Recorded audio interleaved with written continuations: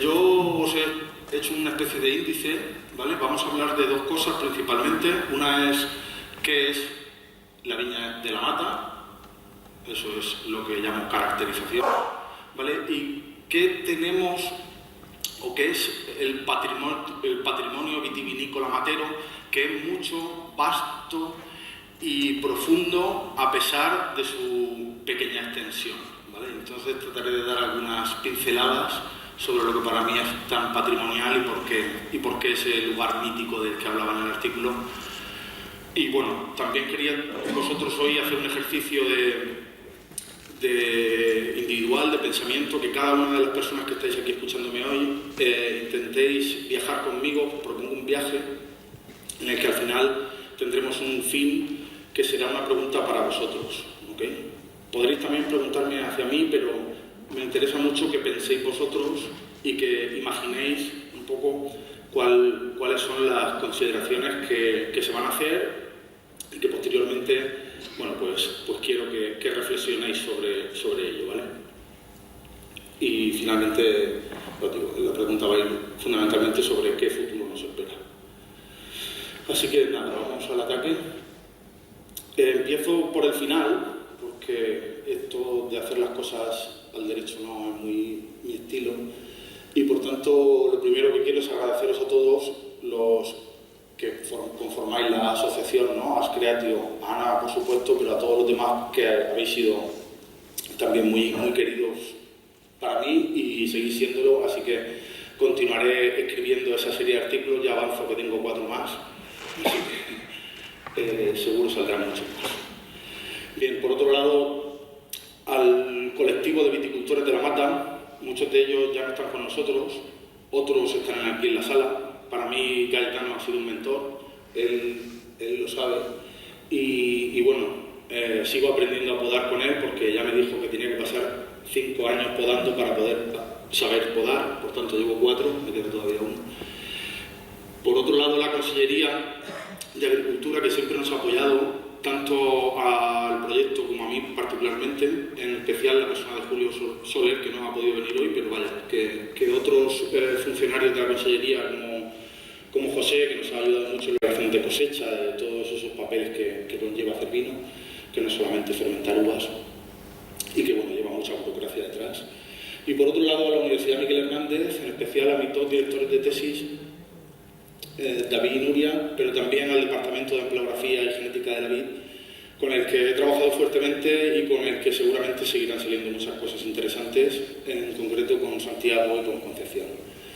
Vale, a todos vosotros por estar aquí hoy, por aguantarme a mí durante un rato, que ya es bastante, y bueno, ya solamente el hecho de que existáis para mí es un gran honor, ¿no? Yo no esperaba tanta gente, así que muchas gracias.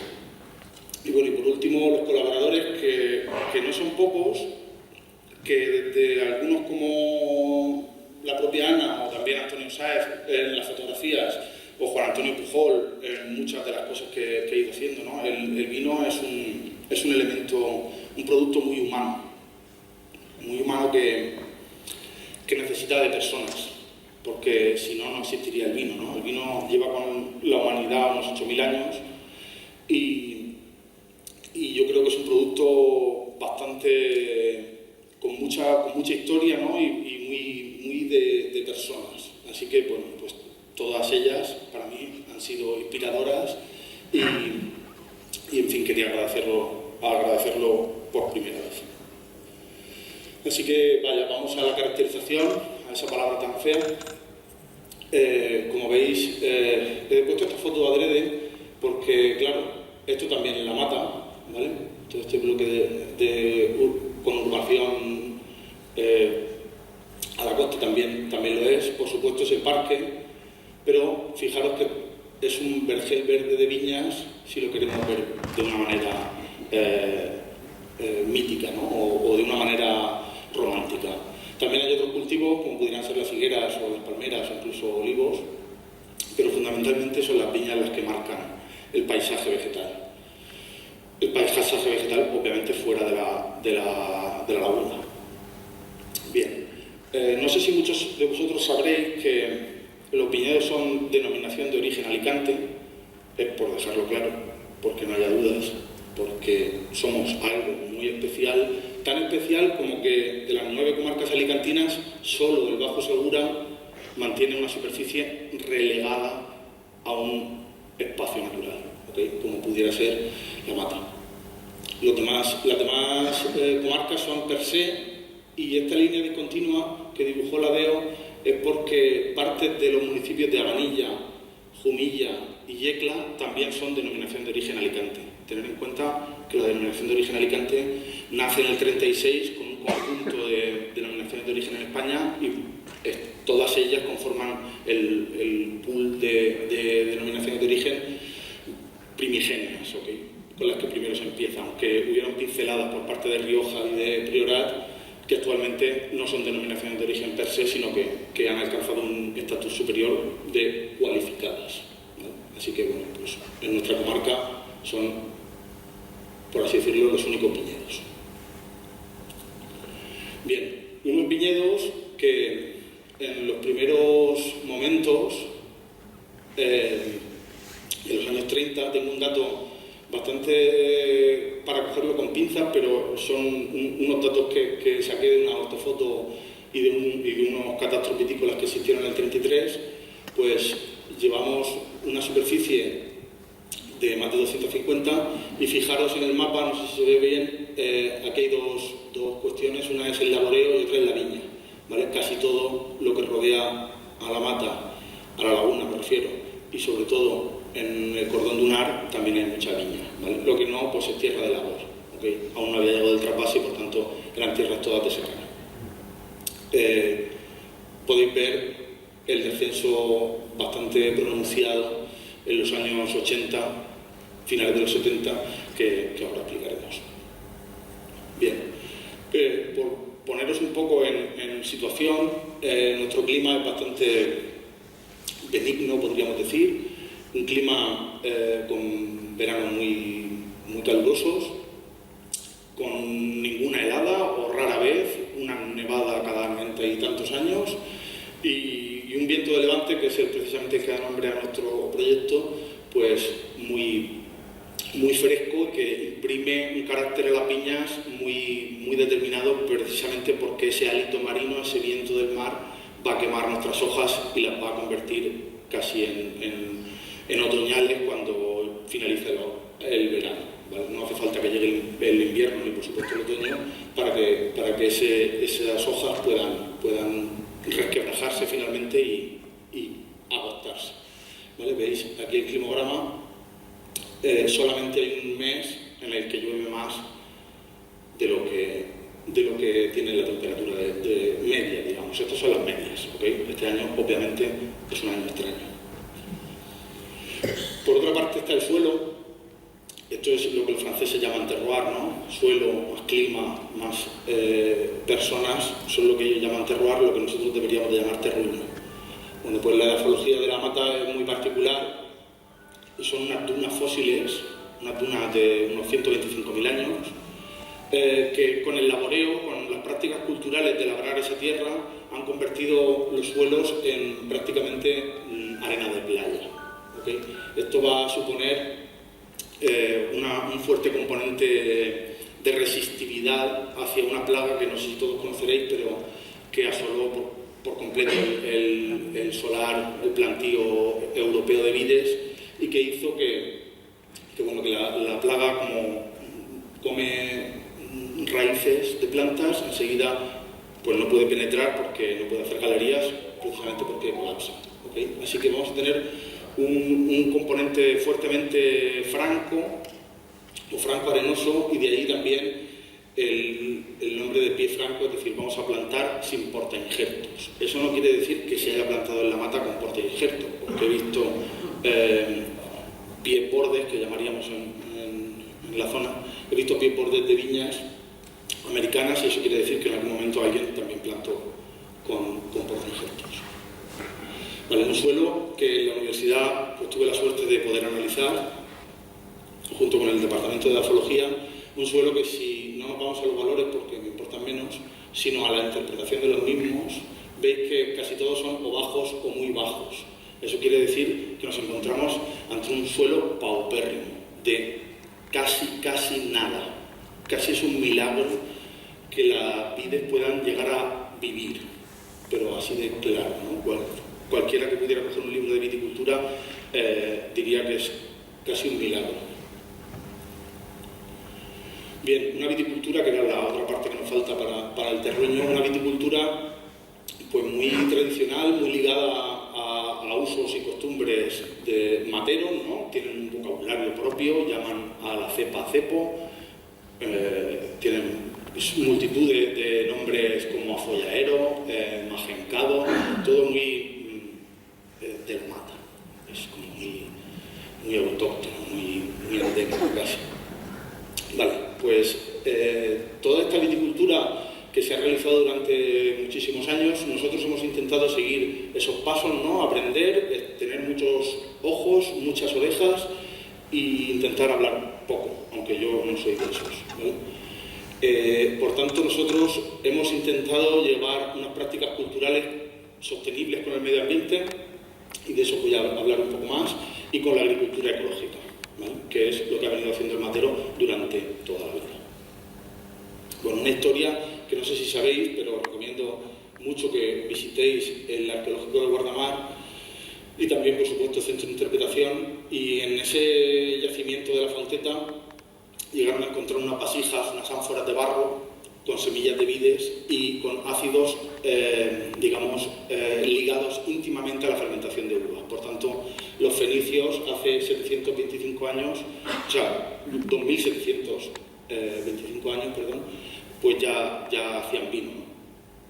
Por tanto, es un origen que se nos remonta al Alto de Benimaquia, no sé si también lo conocéis, o al yacimiento de Doña Blanca, y conformaría un poco la tríada de los inicios o los albores de la viticultura en la península ibérica. ¿Vale? Esta historia ha continuado, de hecho esto es una ánfora recuperada de enfrente de la playa de la Mata, con una señal de los arqueólogos diciendo que esta ánfora no era de aceite, sino que era de vino. Vale. Todos estos siglos, vamos a ir muy rápido en la historia porque tampoco soy experto, y de hecho tenéis visitas teatralizadas a las que os recomiendo que vengáis y que disfrutéis de las mismas. Llegamos a un momento que yo diría que es el apogeo de la viña en la Mata, que es el momento de la ilustración, ¿no? Pues tanto el botánico Cabanilles la cita diciendo que todo al oeste de la vía pecuaria son todo viñas. Los jesuitas también plantan, sobre todo en la parte de la laguna de Torrevieja. La laguna de Torrevieja también ha tenido mucha viña en tiempos, de hecho en alguna foto aérea incluso sale, hasta que el propio Montesinos, aunque su obra es un poco fantasiosa, creo que esta cita merece de reconocida atención, puesto que dice que se exporta a otros lugares que en esos momentos eran países, ¿okay? Nápoles, Génova, Marsella, Alemania o Portugal. Bien, entramos en el siglo XX y con el apogeo aquí llega el momento dorado, ¿no? Cuando todo el mundo estaba investigando cómo combatir la flexera, el matero estaba muy contento. Entiendo que estaba muy contento porque no tenía ningún problema. Mientras que todo estaba asolado, ellos seguían vendiendo vino. Y por tanto, aunque me ha costado mucho encontrar escritos sobre la época, entiendo que eran unos vinos que en un momento dado, además, son vinificados como vino fino. Esta es la bandera de la República Española, por tanto dataríamos de antes del 36 este vino, aunque no sabemos la vendimia o la cosecha exacta, y dice blanco brillante. ¿Okay? Vamos a también hablar de los brillantes de Alicante, y de hecho nosotros hemos hecho uno que podríamos considerar brillante o albaflor. ¿Okay? Este es el momento ya de apogeo supremo, ¿okay? Cuando esos 200 y pico hectáreas, cuando todo eran viñas. Esto llega en los años 70, llega la modernización del campo, llegan las ayudas de Europa, llegan los arranques del viñedo, las nuevas prácticas de la denominación de origen, que no hacen más que constreñir el número de variedades y el número de vinificaciones, y por tanto todo lo tenemos que reglar. porque así somos las personas, ¿no? Todo tiene que estar en cajones y cuando llega la democracia, pues la mata lo pasa realmente mal. También por otras circunstancias, como iré diciendo, como pudiera ser la no llegada de ninguna cooperativa, ¿vale? Bien, el siglo XXI, bueno, pues antes que nosotros hay que decir que, por supuesto, que estaban Andrés y Marta haciendo vinos embotellados, que conoceréis como Casa Balaguer, de lo cual soy bastante amigo, y llegamos nosotros en el 2019, cuando me llama Cayetano y me dice que hay unas viñas de una familia que se iban a perder, ¿okay? A partir de aquel momento somos los únicos viticultores que no somos materos, por tanto enseguida nos ponen apodo, nos dicen los forasteros, y allí entramos en aquel mundo tan cerrado y tan no hostil, pero sí interesante, por lo menos para mí como investigador y amante de la cultura, pues sí que me pareció bastante curioso, ¿no? El apodo, yo estoy contento con el apodo. Bien, no se nos puede olvidar que en esta larga historia para mí ha sido el principal nexo de unión, es el arrendamiento colonial, es decir, cómo hemos pasado de una compañía arrendataria a unos subarrendadores, también llamados colonos, que cultivan unas tierras que no son suyas. Esto es completamente excepcional en todo el continente europeo, porque normalmente los viñadores son propietarios de la tierra o arrendatarios de una propiedad privada, pero nunca de una propiedad como lo es esta, patrimonio del Estado, ¿vale? Aquí, aunque ahí pone en superficie, aquí son el número de parcelas dentro de la parcela del Estado, llamada también La Redonda, ¿okay? Pasamos de 214 a 136 en el 2010 a menos de 40, si no que me corrija Cayetano, número de parcelas dentro de la propiedad pública, dentro de lo que ya conocemos como La Redonda, pero que es patrimonio del Estado, ¿vale? Bien, bueno, pues todo esto se resume, toda esta caracterización se resume en unas particularidades que van a marcar fuertemente el viñedo matero. Por una parte, los suelos arenosos.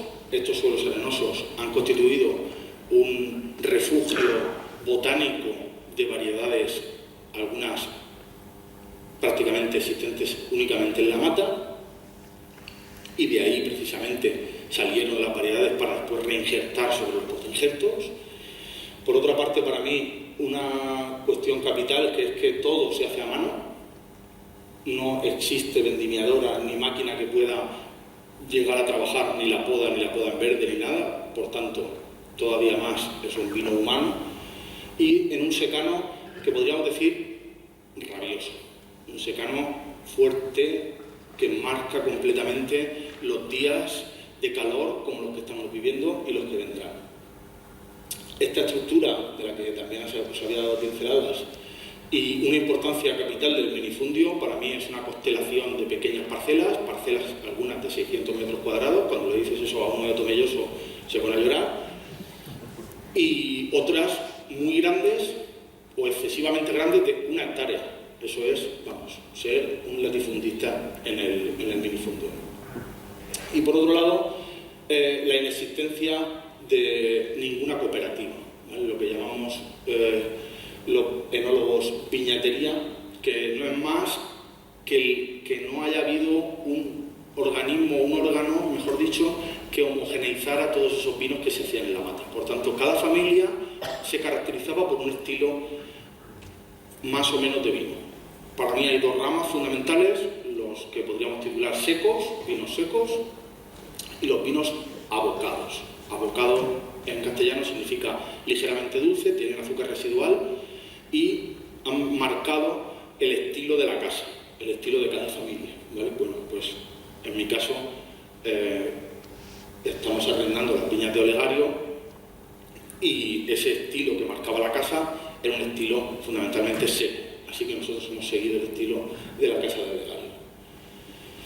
Bien, ahora vamos un poco a hablar de ese patrimonio que bueno, que nos atañe hoy y que daba un poco respuesta al subtítulo de las jornadas, Patrimonio Cultural y Paisaje, Paisaje Cultural y Patrimonio, también la historia, así que he metido un poco de todo para dar una visión y recordaros del ejercicio, porque vamos a trabajar un poco el que vosotros estéis pensando en qué significa todo esto que nos está contando Hilario. Bien, tuvimos una excelente ponencia el viernes pasado sobre variedades tradicionales, así que no voy a entrar mucho en cómo se han producido esas variedades tradicionales y qué estudios estamos llevando a cabo, porque yo me considero también colaborador de la Politécnica de Valencia. De hecho, siempre estamos, Carmina y yo, pues, mandándonos muestras, brotes esto se mide con una especie de análisis genético que se le hace a las vides. Y bueno, son vides que marcan el carácter mediterráneo. Es decir, tenemos en una misma viña siempre 3, 4, 5 variedades diferentes. Algunas hasta, me atrevería a decir que 7 u 8.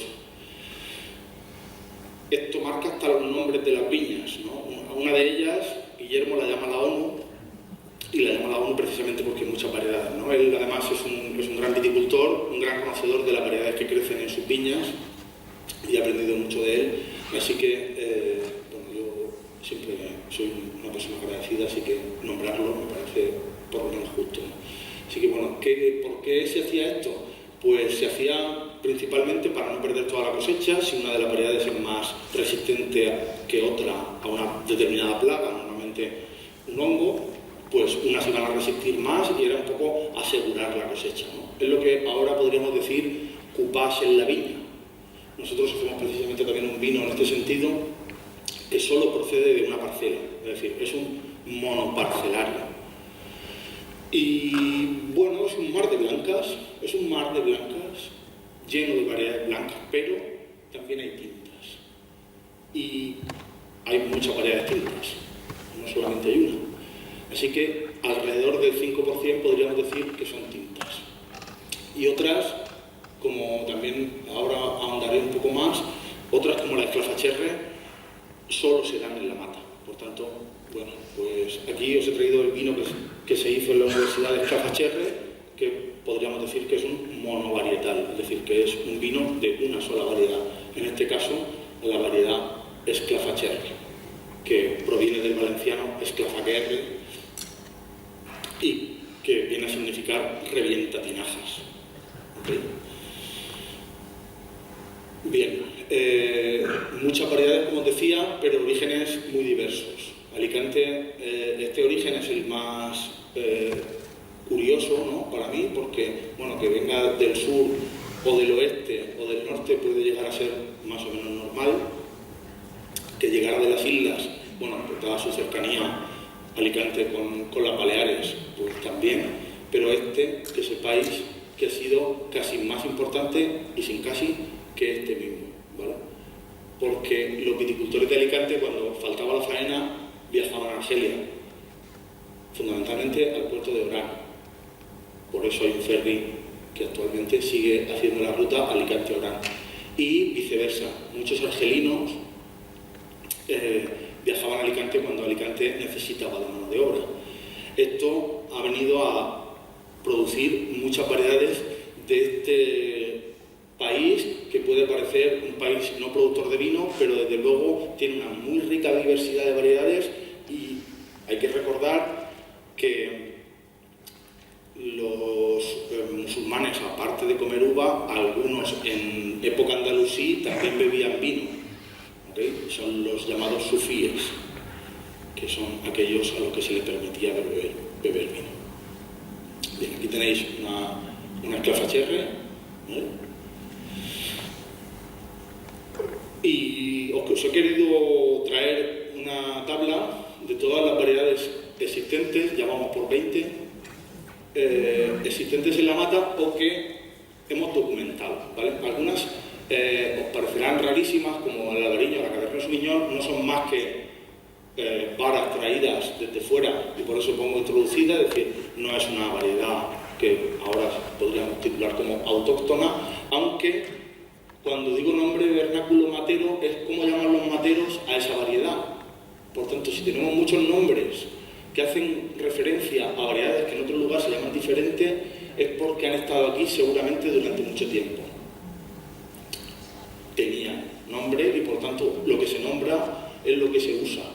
Así que, bueno, nos encontramos en una situación bastante diferente a lo que nos encontrábamos antiguamente. La moscatel ahora es la mayoritaria, aquí la llaman uva de comer, y la merseguera, que han llamado tradicionalmente uva de vino, apenas es un cuarto de la superficie matera, ¿no? Cuando llegó a ser muchísimo más, según el propio Julio, llegó a ser mucho más extendida que en el día de hoy, ¿vale? Así que, bueno, otra de las curiosidades es la parrell, con la que nosotros hacemos un tinto, ¿okay? Hacemos un vino tinto de la mata, y otras, como podríamos decir, como la farraná, que en el resto de España se conoce como planta fina, pero que en el norte de Alicante se conoce como farraná. Por tanto, no dejamos de castellanizar ciertos valencianismos que nos han llegado, pues como pudiera ser la propia esclafacherre, ¿vale? Otras, pues bueno, directamente cogemos del valenciano y la llamamos forcallat, y así sucesivamente, ¿vale? Otras las hemos documentado, su cultivo, hemos conseguido varas y se han vuelto a replantar. Esto también lo hacemos mucho los viticultores, es decir, para que exista viña vieja tiene que haberla plantado alguien. Por tanto, nosotros, bueno, pues no dejamos de plantar y plantamos por muchas de estas variedades que podríamos decir autóctonas. Este mapa es un mapa de Julio donde aparece una parcela experimental muy pequeñita que fue cedida por Eduardo y que, bueno, cuando llegué y me presentó Julio Eduardo me presentó. Entonces me dijo, toma, aquí tienes las llaves. Y bueno, me di cuenta de que podíamos hacer algo chulo. Precisamente hicimos este vino y que, bueno, que de ahí podíamos seguir sacando material. Así que de los 90 ejemplares que plantó Julio, en el experimento universitario quedaban 61 y de esas 61 plantas pues hice 3 vinificaciones. Así que, bueno, es una parcela muy pequeñita y que tiene otras variedades, como por ejemplo forcallat o parrell, pero otras que incluso no se supo en su momento a qué variedad pertenecía. Bueno, pues, es un trabajo duro, es un trabajo en el que además todos los días hay que hacer algo, y como había que majencar, ¿no? Este hombre está majencando en ese momento.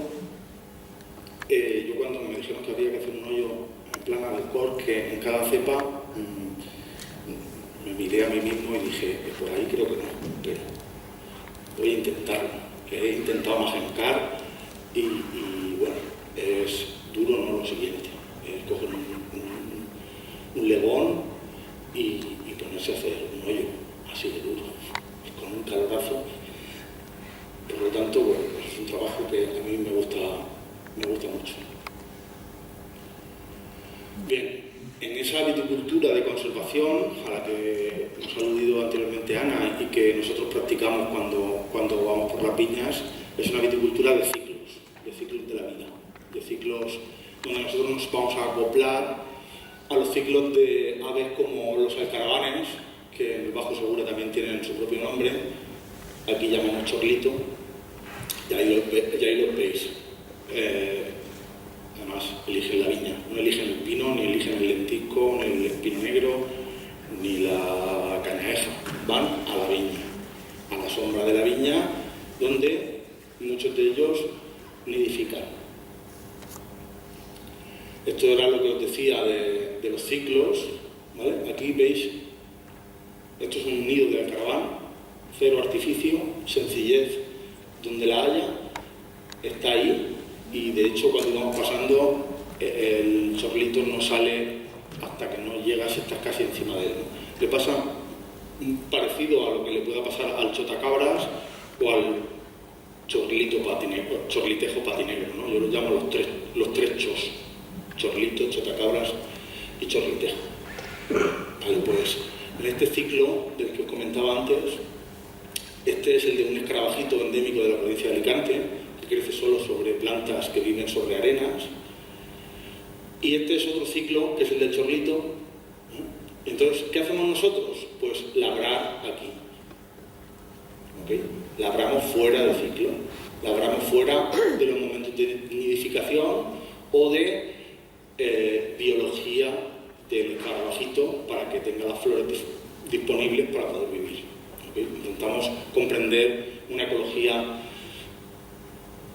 del agroecosistema, ¿vale? De ver la viña como si fuera un ecosistema vivo, que lo es. Y no es más que seguir esos ciclos, esos viñedos en el tiempo, y empezamos a podar en enero, cosa bastante inusual en el resto de España, hasta vendimiar a mediados de julio la moscatel, a mediados de agosto la merceguera, y una caída de hojas bastante prematura. ¿Okay? Así que estaríamos en un ciclo, digamos, adelantado. Por eso podréis leer en algunos diarios que somos una de las vendimias más tempranas de Europa. Aunque he de decir que nos suele ganar Lanzarote. Bien, ¿qué significa esta viticultura de conservación? Pues una viticultura de conservación para mí no es solamente labrar para no pisar los nidos, eso sería, digamos, lo fácil, pero como hoy me puedo explayar, yo puedo contar más cosas, para mí es todo esto, ¿no? Es no usar productos químicos de síntesis, solo usamos azufre, no regar el campo, la viña es una planta de secano, por tanto nosotros no regamos ninguna viña, ni en la mata ni fuera de la mata. Seguimos plantando setos con flora autóctona, es decir, me gustan los lentiscos, por cierto, no sé si sabéis que es el nombre de la mata. Mata es como llamamos los del Bajo Segura a los lentiscos, y por tanto la mata es el lentisco, y por supuesto Torre la Mata viene a referenciar una torre que junto a ella podría haber habido un gran lentisco. Y bueno, especies en peligro de extinción, como una sabina propia de las dunas que hemos plantado dentro de una viña. Cualquiera dirá, ¿cómo plantas un árbol en una viña? Bueno, pues si es una sabina de Cartagena, bien, pero si es una sabina de las dunas, es que ni tan siquiera le hace sombra, ¿vale? Es un árbol muy raro, que solo se encuentra en algunos lugares de la manga del Mar Menor, y que teníamos datos antiguos de su existencia en Torrevieja, y por tanto lo hemos plantado, ¿vale? Precisamente de esa población de la manga del Mar Menor. Aquí yo decía lo del no laboreo en nidos, ¿vale? Respeto por la vida. Para mí también hacer agricultura de conservación es colaborar con esos institutos que guardan una palabra un poco fea, que es la de germoplasma, ¿no? Y por qué lo guardan y todo esto. Para mí, ayudar a la Politécnica de Valencia en este proyecto también es viticultura de conservación. ¿Cómo controlamos las plagas? Estamos inmersos en un proyecto con Faunatura de instalación de cajas nido para murciélagos. También me voy con ellos a recoger basuraleza y, bueno, participo en todo lo que tenga una índole ambiental, puesto que me va un poco la pena en ello. Y también colaboro con diferentes publicaciones de índole naturalista, precisamente porque vamos viendo especies botánicas nuevas, y voy por las viñas, las veo y las reporto, les doy un poco de importancia y las metemos en citas si no lo estuvieran antes. ¿Okay? Así que, por acabar, llevamos un proyecto con el IBIA sobre micorrización y enraizamiento de diferentes variedades de vides en la mata. Pues como es un suelo tan hostil, es interesante que exista esa simbiosis entre hongos y plantas. Bien, ahora nos vamos a cómo se ha elaborado vino en la mata durante milenios, ya podéis decir que milenios. Y es que es muy fácil. Esto es una despalilladora, bueno, esto es la bodega de Simón, que por cierto no sabemos qué futuro va a tener. La despalilladora, aquí está el CUP o la GAR, ¿vale? Estos son los tablones que van a permitirnos pasar por encima del lagar y esto es el tonel. ¿Okay? Así que se despalilla y cae toda la masa, con brisa, con ollejo, con semillas, con pieles, todo cae en el CUP. ¿Okay? Ahí fermenta en aproximadamente 3 días y de ahí va la prensa. Por tanto, el vino de la mata suele ser un vino brisado. Un vino que ha estado en contacto con las pieles durante un tiempo. Por tanto, los vinos de la mata siempre van a tener o van a estar caracterizados por tener color. Un color dorado, naranja. Ahora lo llaman vinos naranjas. Quien me conoce sabe que no me gusta el nombre porque tenemos ese nombre tan maravilloso y precioso como el vino brisado. Y bueno, pues así es como se ha elaborado durante milenios, como decía. En esta tipología de elaboraciones parece que solo hubo el vino de la mata, el brisado, pero no. Cuando entramos en las bodegas, sobre todo cuando yo entré en la de Olegario, me encontré un vino añejo, podríamos decir un vino muy viejo. ¿Okay? También los enólogos usamos un término que no suele gustar mucho al que no lo es, que es rancio, que bueno, significa también lo mismo, viejo, de un color dorado. Esos vinos que han estado envejeciendo mucho tiempo, que la casa solo se acaba en Navidad, o solo se acaba en momentos especiales, cuando se casaba un hijo, etc. Podríamos llamarlo, si queréis, y con el permiso de la de Alicante, el fondillón de la mata. De hecho, tanto vinos tintos como vinos blancos, cuando envejecen, van al mismo lugar, que es a la oxidación de los polifenoles, a la oxidación de las sustancias presentes en el vino y que nos van a llevar a colores dorados o terrosos. ¿Okay? Así que tuve la oportunidad de probarlo y además he de deciros que huele a fondillón. Por tanto, solo conozco un barril muy pequeño y que Amparo se lo echaba al estofado. También he visto en alguna otra bodega el aloque o clarete. Aquí cabría llamarlo aloque. Aloque significa un color tinto de baja capa, ¿vale? También hemos hecho un aloque. Y el famoso esclafacherre, que hacía 150 años que no se elaboraba, pero que hay documentos que atestiguan la presencia y elaboraciones de esclafacherre en toda la provincia de Alicante. Bueno, estos fueron y ya no son, a excepción de alguna fricada que hemos hecho en la bodega, no vamos más allá. ¿Vale? Ya os adelanto que aquí estos son los materos, son 8 vinos materos, pero, o sea, son 6, perdón, pero tenemos en producción 8. ¿Vale? ¿Por qué? ¿Por qué se han ido estos vinos? Pues se han ido por, para mí, 5 cuestiones principales. Una, las bodegas no se han podido resistir a que les plantaras un bloque de pisos. Otra, la dinámica de precios en el que se engloba toda la viticultura europea del viejo mundo. Por otro lado, la falta de relevo generacional. Llevábamos 3 años en la mata y se nos han ido 3 personas. Es así, se nos van en el camino. Y esta falta de relevo generacional creo que es el principal motivo. Después, otra de las cosas que me he dado cuenta es que no se valora mucho, no sé si los presentes lo valorarán, me imagino que sí, por eso están aquí, pero no se valora mucho un producto que debería estar en todas las cartas de todos los restaurantes de Torrevieja.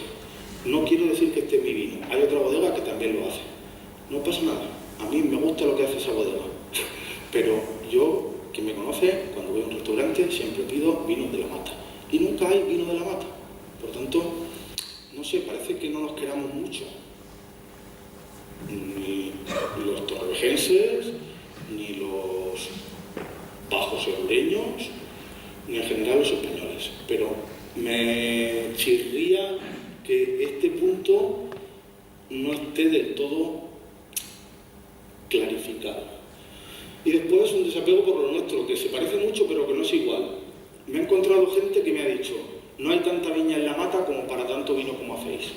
A ver, si estamos llenos de registros vitícolas, de declaraciones de cosecha, de registros de sanidad, de absolutamente una burocracia infinita, el vino que sepáis que es el producto agroalimentario más legislado del mundo. O sea, ni los whisky ni ningún destilado tiene tanta legislación como tiene el vino. ¿Cómo vamos a hacer algo fuera de la mata y poner que ha venido de la mata? No podemos, entre otras cosas porque nos multan. Así que creo que es injusto que llamemos a los elaboradores de la mata, si me permitís la palabra, tramposos, porque no lo son. ¿Okay? Lleva mucho trabajo toda esta puesta en valor. Bien, ¿qué hacemos los recién llegados? Bueno, los recién llegados, a diferencia de lo que hacían los materos de historia, pues bueno, controlamos la uva. Vamos, hacemos análisis, usamos metodologías universitarias y científicas y aplicamos ciencia en la historia, podríamos decir. Usamos un control sanitario extremo.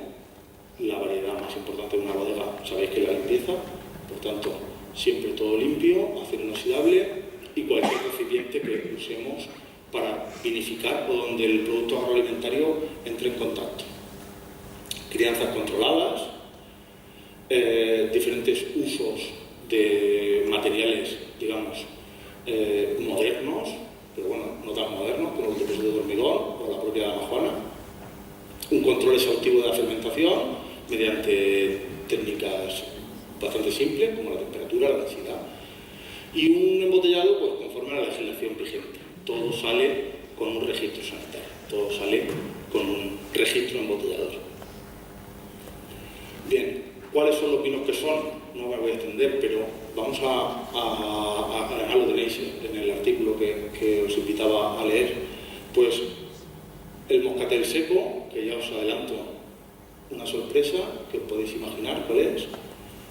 Hay dos referencias en el mercado. La merceguera, en sí, per se, hay una referencia. El brisado, fijaros, el vino de la mata tradicional es el que más referencias tiene, 4. El parrel, que es un vino tinto de uvas tintas, que nosotros además llamamos como el lugar de donde procede. Todos los vinos de nuestro proyecto se llaman haciendo honor al lugar de donde proceden, por tanto sonarán nombres como Lomas del Polo, Pinot Mar o la propia horca, donde hubo una horca para justiciar a los carboavanzales. Así que todos nuestros vinos, incluso el último que salió al mercado, no es más que un juego entre la mata y un vino muy especial con una técnica de vinificación muy especial que es la manzanilla, que a mí me vuelve loco y por tanto hemos llamado macanilla. Y bueno, y dulces, tenemos un dulce en camino y no lo he traído porque está todavía haciéndose. Así que estos son los vinos que son. Os invito, si no los conocéis, a descubrirlos en muchas tiendas locales, que he de decir también que apuestan por un producto local, como son las tiendas de Torrevieja, con los cuales estamos muy contentos. Por supuesto, también estamos contentos con los restaurantes que usan vino de la mata. Y estos son una diversidad de un lugar tan pequeño. ¿Qué hemos hecho nosotros? Pues ir a la academia, venimos de la universidad y por tanto hemos vinificado en la universidad.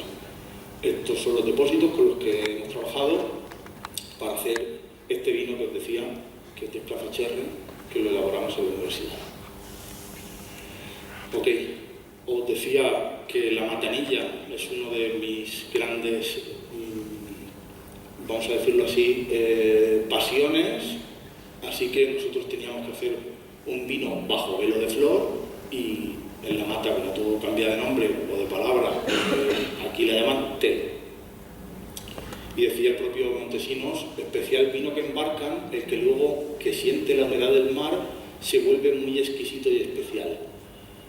Claro, esta es nuestra matanilla, esta es nuestra bota, aquí veis la flor, es nuestra bota en la bodega de Olegario, y nosotros empezamos a criar ese telo del que también nos habló Olegario cuando vivía, y que él veía constantemente. Yo creo que Montesinos está haciendo referencia a que el vino no salía en noviembre, diciembre, sino que necesitaba tiempo para que sintiera la humedad del mar. Por tanto, creo que Montesinos se estaba refiriendo precisamente a este albaflor o brillante o vino bajo el flor. Bien, estos son todas las técnicas y métodos que hemos utilizado. Esto es uno de los socios en aquel momento. Bueno, pues recogemos y vendíamos en cajas, así que todo en cajas para que luego no se estruje, y a un camión frigorífico y a la bodega. Estas son dos de las gráficas que, bueno, no vamos a entrar en ello ni en detalle, de cómo se elaboraba manualmente antiguamente hasta el embotellado. Recordar que hubieron embotellados en la mata y todavía sigue habiendo embotellados tradicionales de la mata, cosa que yo me alegro mucho, y un esquema de vinificación pues mucho más moderno, ¿vale? Aquí veis que en vez de haber personas, pues ya hay máquinas que están embotellando todo ese vino, pero que de momento no hemos conseguido ninguna máquina que nos pegue la etiqueta en Nuevo Teatro cónica y el lacre. Por tanto, hasta las botellas están hechas a mano. Y habla un poco de nuestra artesanía a la hora de elaborar. Y bueno, otro de los valores patrimoniales para mí está siendo el enoturismo. El enoturismo, aunque es una palabra bastante nueva, un concepto bastante nuevo, creo que es de vital importancia, porque tenemos bodegas, tenemos una ruta del vino, un área recreativa donde se puede tomar algo, almorzar, propiedad del ayuntamiento, donde creo que se está muy bien. Bajo de ese techo, de ese dosel de pinos, se está muy bien. Hay agua, podemos refrescar en caso de necesidad. Una zona de picnic, que, bueno, sabéis que hasta tuvo un nombre, Pilla Salada, no sé cómo se llamaba actualmente, no me acuerdo del nombre, pero hay un tenderete ahí junto a la acequión, ¿vale? A eso es lo que llamo yo zona de picnic. Por supuesto tenemos unos viñedos únicos en el mundo, sobre arena, bueno, ya lo hemos nombrado, y tenemos tiendas de vino, en concreto, me parece que son 4, si hay más decídmelo, porque tendré que ir a verlo, y creo que son 4 tiendas especializadas en vino, que además están haciendo actividades muy interesantes como catas, degustaciones, etc. Así que se podría hacer toda una serie de actividades ligadas al enoturismo en un espacio relativamente pequeño, pero de gran y singular valor. Fijaros, la ruta del vino está marcada, ¿vale? Sigue estando marcada en el visor de la Generalitat Valenciana. Fue para mí un gran acierto hacer una ruta explicativa, y bueno, es una ruta del vino donde, fijaros qué paisaje, ¿no? ¿Quién puede llegar a beber vino entre flamencos o entre chorlitos, o escuchando una bandada de estos mismos flamencos que van a dormir, o los alcaravanes por la noche, ¿no?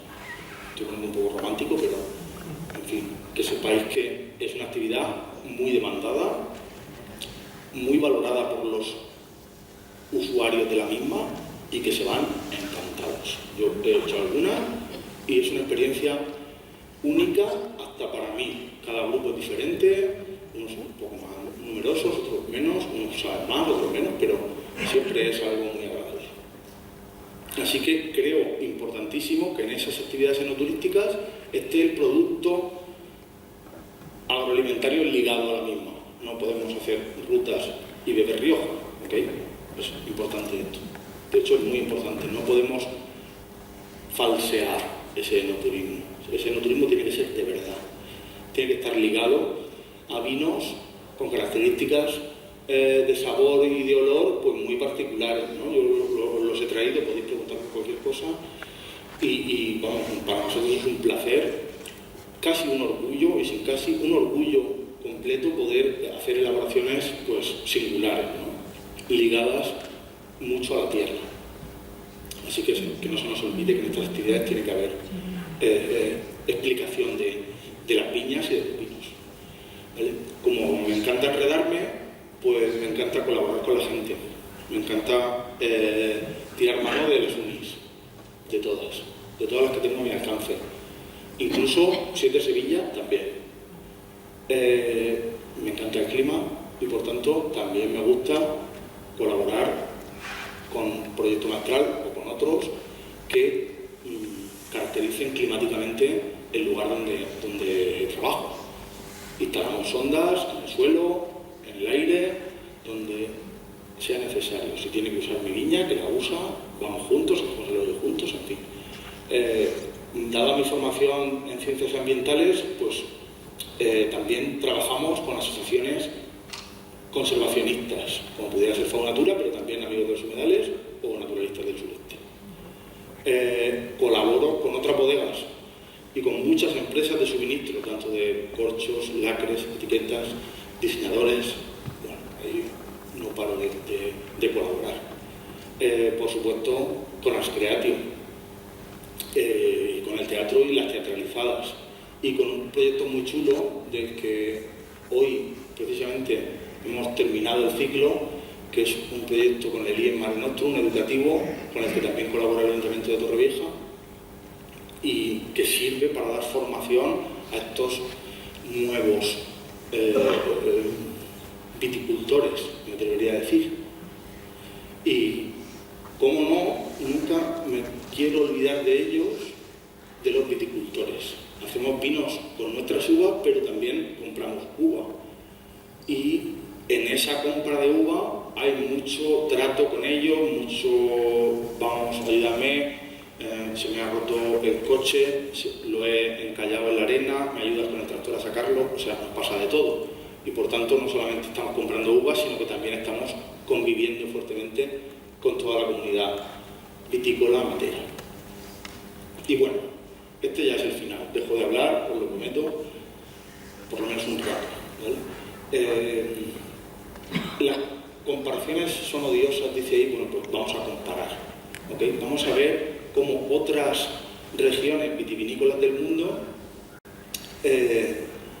con similares características, son estas las características, que sean espacio natural protegido, que tengan presión urbanística, menos de 10 kilómetros cuadrados, menos de 5 municipios y un terruño que los ha hecho históricos, ¿vale? O sea, que lo que tiene la mata lo tengan las demás. Y vamos a intentar comparar con algunos índices que he intentado calcular para cada una de esas regiones, para ver si estamos en la media, estamos por encima de la media, por debajo de la media, y para daros ideas, y volvemos otra vez al ejercicio ese que os pedía, de cuál es el futuro que nos, o cuáles son las soluciones ante el ocaso, ya que las jornadas se titulan un Vergel en el ocaso, pues quiero que salgáis de aquí con una visión positiva, optimista, de qué podemos hacer nosotros y nosotras. Bien, la mata, rápidamente, 75 hectáreas de viñedo cuando se declaran por derecho en 2010, hoy seguramente menos de 30. 2 municipios, Torrevieja y Guardamar, alrededor de 100.000 habitantes censados. Precio medio por botella, y hablamos del precio de venta al público, es decir, ¿a cómo vamos a encontrar una botella de vino de media en una tienda? Vale, unos 17 euros. Muy pocos vinos distintos, solo 12, y muchas hectáreas por productor, por viticultor.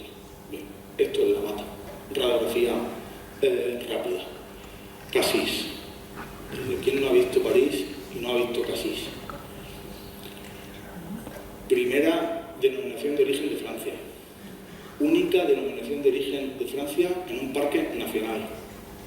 Les Calanques. Un lugar precioso. Un lugar que no ha parado de crecer en hectáreas de viña, que va en una progresión progresión hacia arriba absoluta.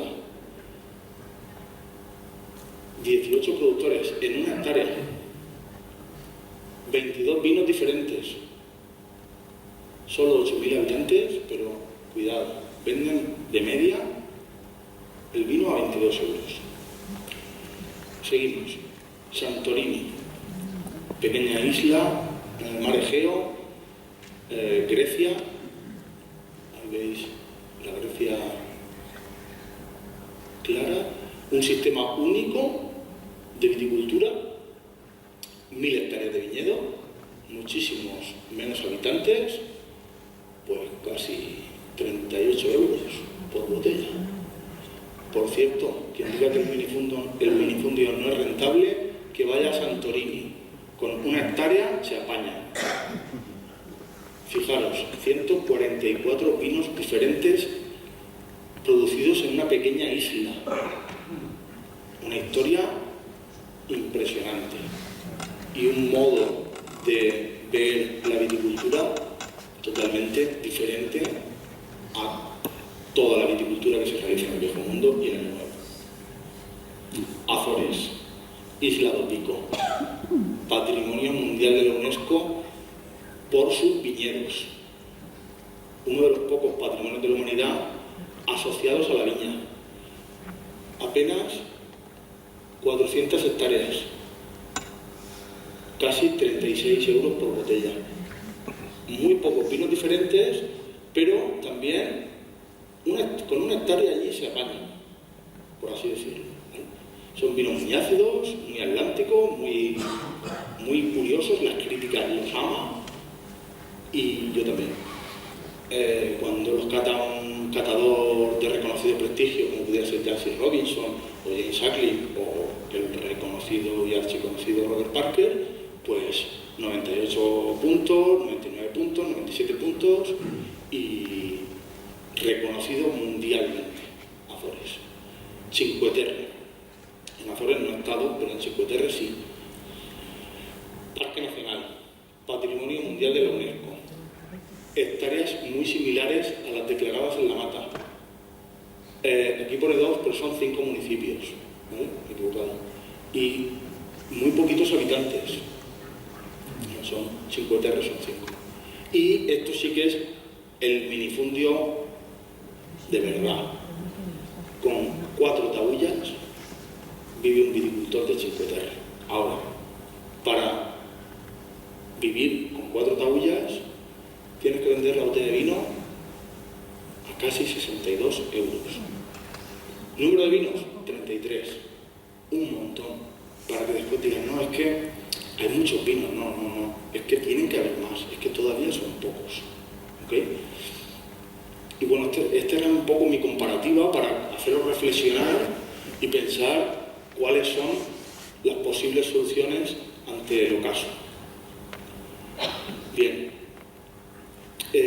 Todas áreas protegidas, excepción Santorini. Santorini no es ni parque natural, ni parque nacional, ni nada.